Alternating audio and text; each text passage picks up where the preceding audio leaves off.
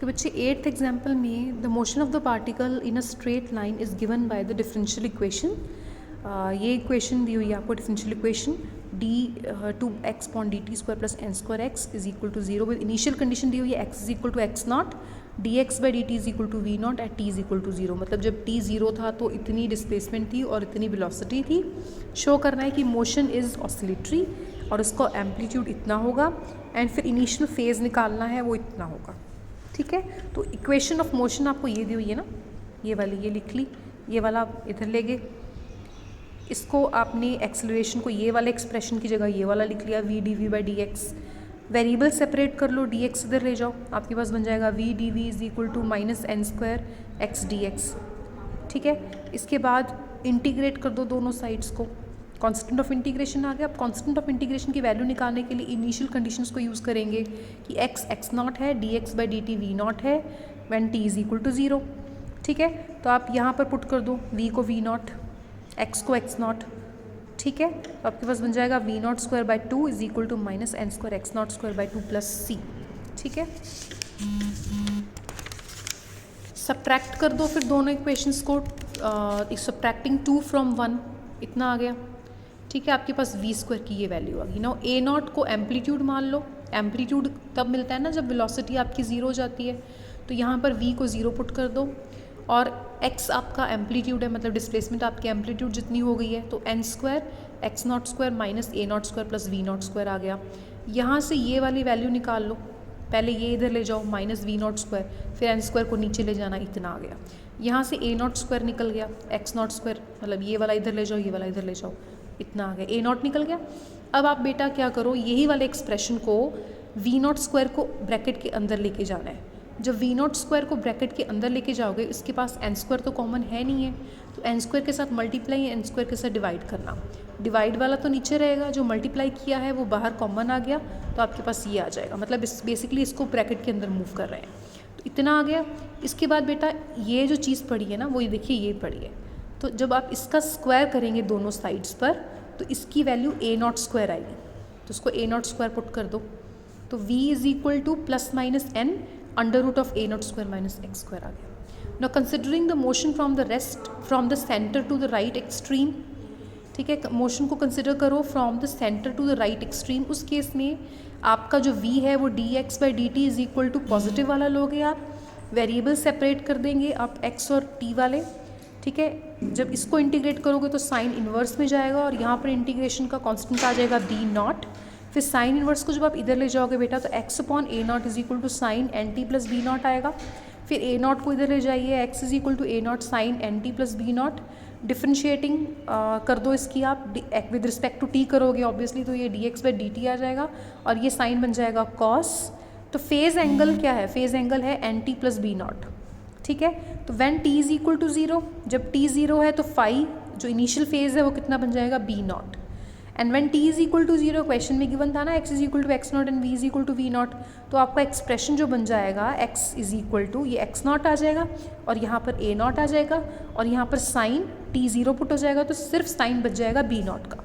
ठीक है, फिर सिमिलरली जब आप इसमें पुट करोगे तो v नॉट बन जाएगा, a नॉट रहेगा, n रहेगा, कॉस ये चीज़ 0 रहेगी, कॉस b नॉट आ जाएगा। ठीक है, तो ये दो एक्सप्रेशंस हैं, दोनों को डिवाइड करो, v naught upon x naught, a naught cancel हो गए, आपके पास cos upon sine which is cot b naught रहेगा, राइट। तो ये n नीचे ले आइए, v naught upon n x naught is equal to cot को टैन में कन्वर्ट कर दो। कॉट को टैन में कन्वर्ट करने के लिए जो एंगल है वो इसको आप ऐसे लिख दोगे, पाई बाई 2 माइनस एंगल जो भी है। फिर उसके बाद में टैन को दूसरी साइड ले गए। ठीक है, तो आपका जो इनिशियल फेज़ है जो कि b नॉट है वो कितना बन गया, पाई बाई 2 प्लस टैन, मतलब b नॉट इधर ले जाओ, ये इधर ले जाओ, तो ये बनेगा ना pi by 2 minus tan inverse of v naught upon N X naught. ये आपका इनिशियल फेज़ आया। When x is a naught then sine of from 4 आपकी इक्वेशन ये वाली है ना, जब x को a नॉट ले रहे हो, ये भी a नॉट है, ये भी a नॉट है, तो कैंसिल होकर sine of N T plus B naught is equal to 1, ये बन गया। एंड 1 कब आता है, जब साइन पाई बाई 2 हो। ठीक है, मतलब आपका एंगल जो है वो N T plus B naught इधर पाई बाई 2 होगा या पाई बाई 2 में आप 2n पाई ऐड कर दो, बिकॉज पीरियोडिक फंक्शन होता है ना ये, एवरी 2 पाई के बाद उसकी वैल्यू 1 ही रहेगी। अगर पाई बाई 2 पर उसकी वैल्यू 1 है तो 2n पाई ऐड करते जाओ, after every 2 pi it's value will remain same, hence you can say nt plus b naught is either equal to pi by 2 or it is equal to pi by 2 plus 2n pi, where n is any number like 0 1 2, मतलब कोई भी natural number हो सकता है, whole number हो सकता है। So when जब ये ये बेटा nt प्लस बी नॉट की ये वाली वैल्यू तब आई है जब x की वैल्यू a नॉट है एग्जैक्टली, ठीक है। तो जब इसकी वैल्यू x की वैल्यू a नॉट होने का मतलब है जब ये एक्सट्रीम पोजीशन पर पहुंचा। तो जब इसकी वैल्यू इससे स्लाइटली लेस होगी तो मतलब आपका जो है एंगल है वो फर्स्ट क्वाड्रेंट में लाई करेगा, क्योंकि पाई बाय 2 से लेस होना मतलब फर्स्ट क्वाड्रेंट में लाई करना। और जब फर्स्ट क्वाड्रेंट में लाई करेगा तो फर्स्ट क्वाड्रेंट में साइन पॉजिटिव होता है, तो इट मीन्स उस केस में जो आपका v है, ठीक है, जो आपका v है वो जो है आपका वो पॉजिटिव आएगा, ठीक है। और अगर आपका nt plus B naught greater हुआ, मतलब इससे ग्रेटर हुआ मतलब स्लाइटली बड़ा हुआ, पाई इससे स्लाइटली बड़ा हुआ, वो सेकंड क्वाड्रेंट में लाई कर गया तो v नेगेटिव हो जाएगा। मतलब कि इसकी वैल्यू से स्लाइटली स्मॉल वैल्यू लोगे तो v इज़ पॉजिटिव, इसकी वैल्यू से स्लाइटली बड़ी वैल्यू लोगे तो v is negative. So particle की वेलोसिटी पॉजिटिव एक डायरेक्शन में होगी और नेगेटिव दूसरी डायरेक्शन में होगी, मतलब एग्जैक्टली a नॉट पर जाके वो अपनी डायरेक्शन चेंज कर लेगा। तभी तो उसकी एक कम लेने पर वो पॉजिटिव आ रही है, ज़्यादा लेने पर नेगेटिव आ रही है, मतलब डायरेक्शन ऑपोजिट हो रही है ना।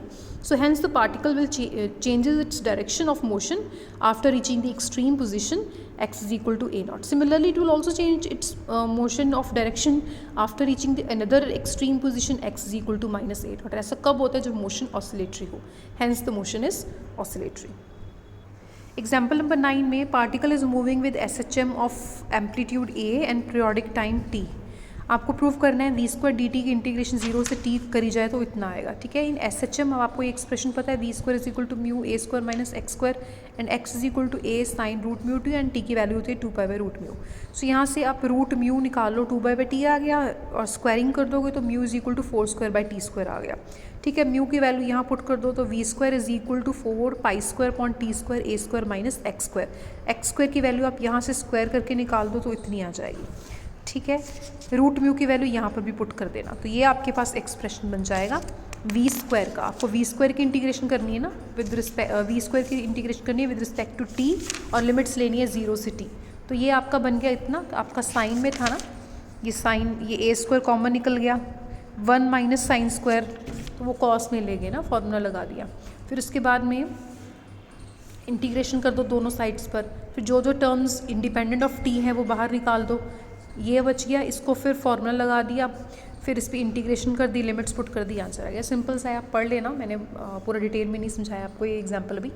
तो ये this completes our first exercise, will start with the next exercise from in the next video. I hope you are watching videos, if you are not then please देख करते रहो साथ साथ में।